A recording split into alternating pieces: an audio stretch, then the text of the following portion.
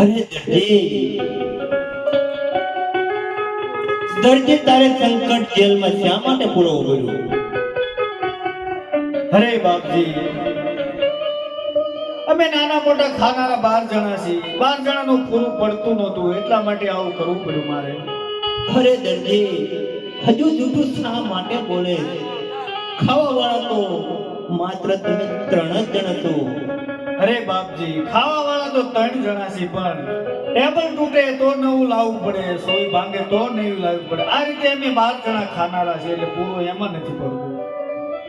અરે દરજી, તો આજથી 9 જણનું તું પૂરું કરશે, હું પૂરું કરીશ, અને માત્ર 3 જણનું તું પૂરું કરજે. બહુ સારું. અરે દરજી, ચાલ રાજમાં આવી અને તારું ઇનામ લઈ જા. બહુ સારું.